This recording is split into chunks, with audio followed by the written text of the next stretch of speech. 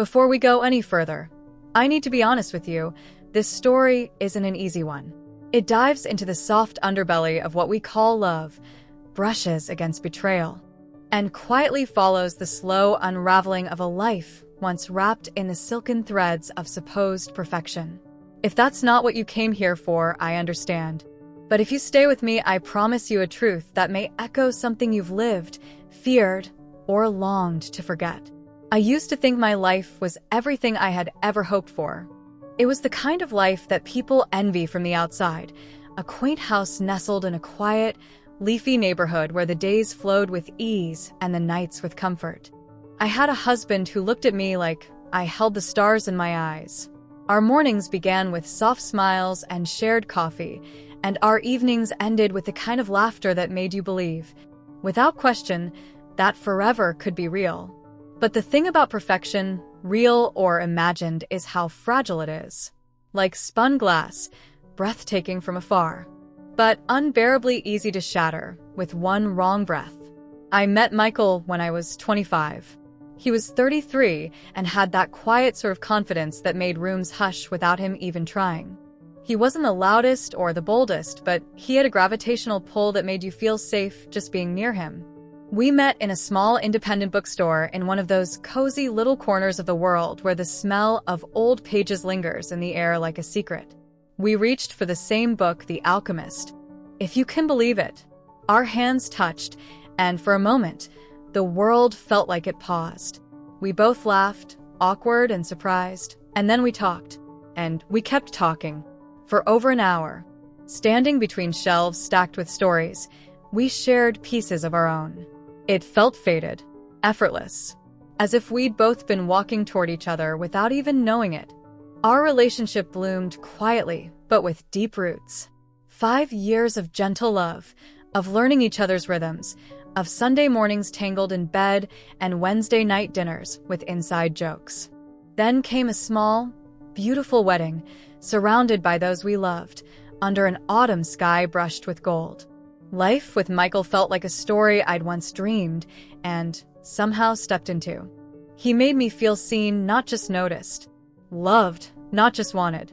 And I chose him every day, with full heart and open arms. Without doubt. But that's the thing with illusions, they're beautiful. Until they aren't. They comfort you until they can't. And then one day, you wake up and realize you've been living in a house of mirrors, where everything looked right until you looked too closely. And that's where the real story begins. Love doesn't always vanish like a blown-out candle. Sometimes, it slips away so quietly, like the soft dimming of a light you don't notice until you're surrounded by shadows. Michael hadn't changed overnight. He was still kind, still came home on time, still asked how my day was. But somewhere between the ordinary rhythms of life, something vital had evaporated. The way his eyes found mine once with such fire, such hunger, had cooled. Our conversations became transactions. Did you pick up the dry cleaning? Don't forget the dentist on Friday. What's for dinner? I remember once when he brushed his lips against mine before leaving for work. It was automatic, like punching a clock. No lingering warmth, no spark. Just motion. Habit. And I missed being really seen. I missed laughter that came from the gut, touch that lingered with intent, silence that was shared rather than endured. Then, Alina arrived. We hired her on the suggestion of a friend. Just a part-time housekeeper, meant to help lighten the load of daily messes. I wasn't expecting more than quiet efficiency. But Alina brought something else with her, something unspoken and deeply human. She must have been in her early 30s.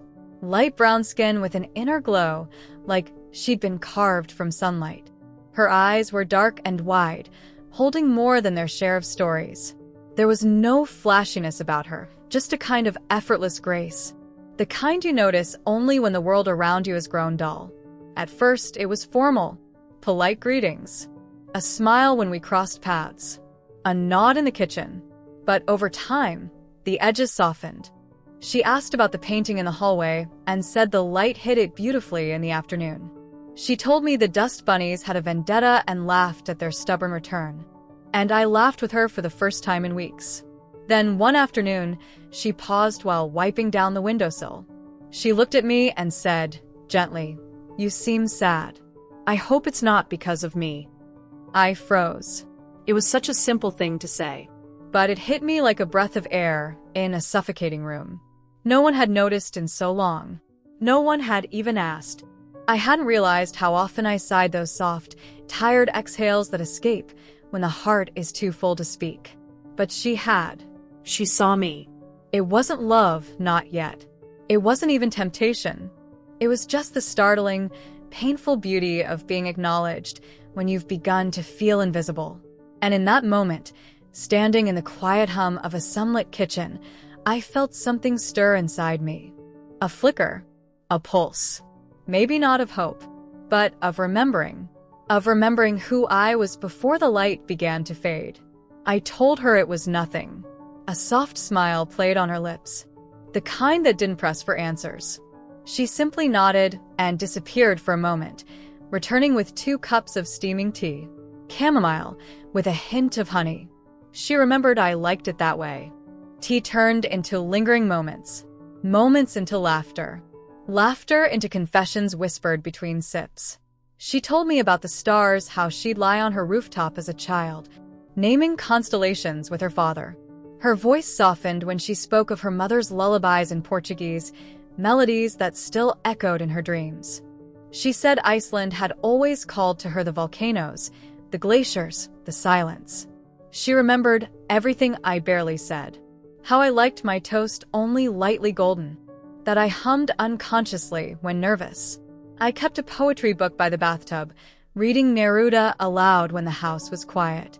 She noticed me, in the quiet way people do when they're genuinely paying attention. And slowly, imperceptibly, I started to notice her too. On the days she came, I found myself lingering a little longer in front of the mirror, picking out clothes more deliberately, running a hand through my hair more than necessary, spritzing that perfume I used to reserve only for special evenings, for moments that used to mean something. I told myself it was silly, harmless, but my heart betrayed me, racing at the sound of the front door creaking open. I hated myself for that flutter of excitement, and I adored it. I kept telling myself it was just loneliness, just a phase, a momentary craving for connection in a life that had become a list of chores and expectations. But the deeper truth was harder to admit. I didn't just want attention. I wanted to be seen. Not as Michael's wife. Not as someone's mother, or the woman who kept the calendar full and the fridge stocked. I wanted to be me again. One evening, a storm rolled in. Michael was working late. Alina lingered after finishing the dishes, and we sat together in the kitchen, sipping tea by the window as the rain pounded the glass. Suddenly, the lights flickered and went out. A blown fuse. Maybe. Or fate. We lit candles, and the room shifted warmer, quieter, somehow suspended in time. The candlelight caught her face in a way that made me stop breathing. She looked at me, then not just at me, but into me, and in her gaze, I saw everything I had been afraid to feel. The truth of what we were, what we could become. But more than that, I saw myself. Not the version I gave the world. Not the curated mask of composure and routine, but the raw, aching, deeply human me that I had buried for too long.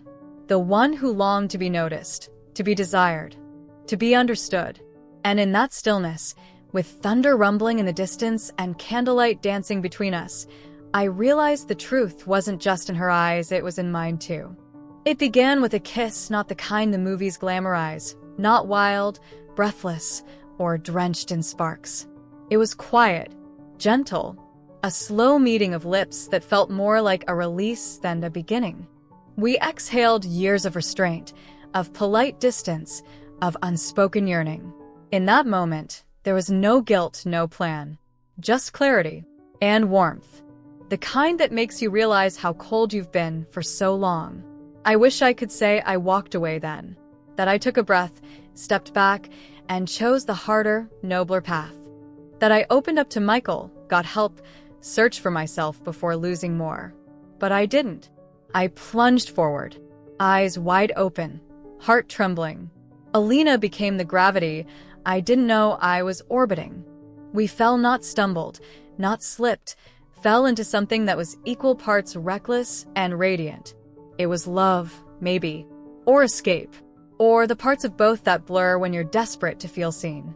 Every time I looked at her, I saw possibility, a version of me I had buried beneath years of shoulds and musts. It was terrifying and beautiful. Michael never saw it coming.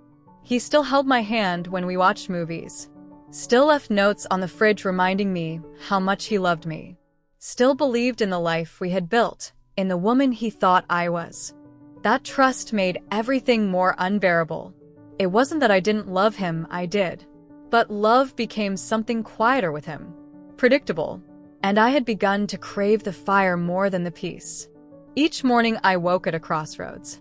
One path led back to stability, the other into flame, and I was paralyzed, too afraid to let go of either. I told myself lies dressed as compassion, that it wasn't the right time to tell him, that maybe it would fade, that no one had to get hurt. But lies don't keep people safe. They only delay the wreckage. When the truth finally surfaced, it didn't erupt. It crumbled piece by piece until the whole of us lay in fragments. Michael looked at me as if I were a stranger standing in our home. His pain wasn't loud. It was still. That kind of silence that fills a room with the weight of everything unsaid. And in that silence, I realized I hadn't just lost him. I had lost the version of myself who used to believe in honesty, in loyalty, in doing the right thing even when it hurts. It wasn't because I stopped loving him. It was because I stopped loving myself enough to be honest. The silence in this house has changed.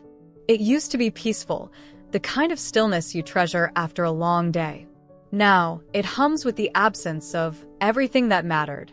I sit in the same armchair, under the same soft light that once spilled across Alina's laughter and Michael's quiet gaze. But now, the light seems colder, distant. They're gone, both of them.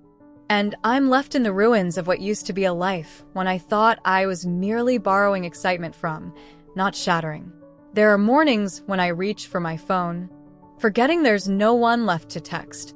Afternoons when I catch my reflection in the hallway mirror and wonder who that woman is, the one who dared to want more, who followed the shimmer of something forbidden like a moth to flame. I chased beauty. I craved meaning. I wanted to be seen, not just looked at, not just tolerated. Seen truly.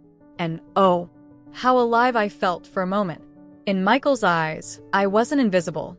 I wasn't just the good wife, the predictable friend, the dependable daughter. I was fired. Chaos. Longing wrapped in skin. Do I regret it? Some days, yes. The weight of everything lost sometimes presses so hard on my chest that I can't breathe. I imagine what could have been quiet dinners, familiar routines, the safety of knowing exactly what tomorrow holds. But then there are those other days, the ones when I remember what it felt like to be wanted, to be held like I mattered. When I think of how it felt to laugh in the middle of a storm, even knowing lightning might strike. So if you're looking for wisdom in the ashes of my choices, here it is. Don't wait until you disappear to want to be seen. Don't shrink yourself for the comfort of others until you no longer recognize your own shadow. And when you find yourself on the edge of something dangerous, something thrilling, pauses. Breathe. Ask yourself if what you're feeling is truly desire or just the hollow ache of being forgotten. Because sometimes hunger isn't for love or lust. It's for remembrance, for proof that you once mattered. Now, I live in the echoes. I drink my morning coffee in silence and let memories sit across from me like old friends I can't quite forgive. I'm not asking for sympathy, just understanding. I lost them, but somewhere along the way, I found a version of myself I hadn't met in years. Maybe that's the cruelest part of it all. Sometimes, to feel truly alive, you have to lose everything. And so here I am, still breathing, still waiting, still remembering.